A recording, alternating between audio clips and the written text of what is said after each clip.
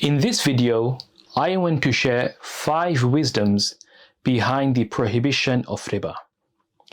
The first reason and wisdom behind the prohibition of riba is that debt is incentivized by riba. Debt-based financing that we have, which is very common in the world today, it's purely done on a riba basis. And too much debt for an individual and for the economy is not good. And thereby prohibiting riba ensures that any financing that's done with debt is financing with the real economy.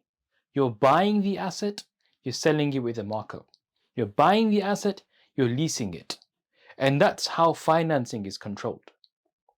And this leads to the second point, that the second reason and wisdom behind the prohibition of riba is that lending in Islam is a charitable contract. It's not something that can be monetized. Rather, in the market, in the economy, we should be looking out for people who are in need. We should be charitable. It's not about profit maximization in Islam.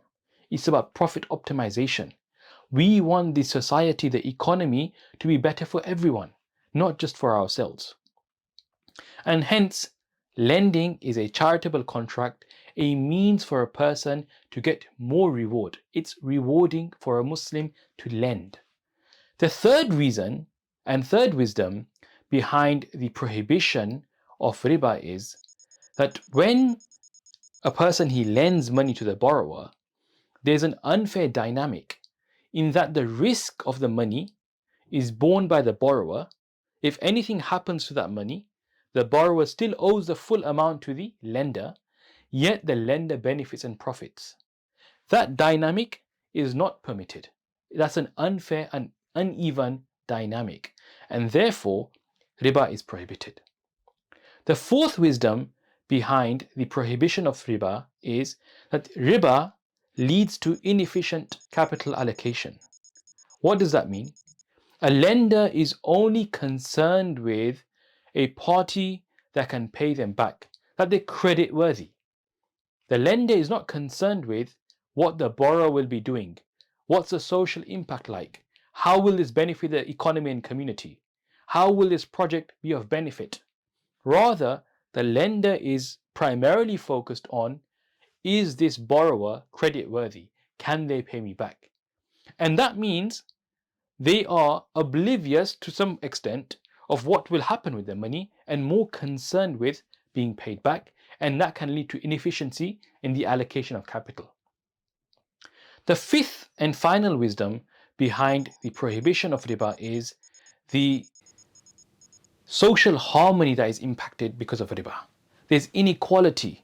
You end up with a scenario where you have people who are owed so much money, who own assets and are owed money, and you have many other people who are always having to simply pay back and can never climb the ladder of asset ownership, and they're always borrowing to make ends meet. And this creates a divide where you have the rich and the poor and a huge gap in between. And this is something not healthy for any economy.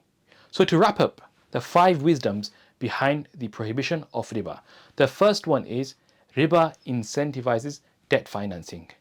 Number 2, riba is prohibited because in Islam, lending is a charitable contract. Number 3, in riba, the risk is borne by one party only, which is an unfair dynamic. Number 4, riba leads to inefficient capital allocation. And number 5, riba leads to a lack of harmony in the society and in inequality.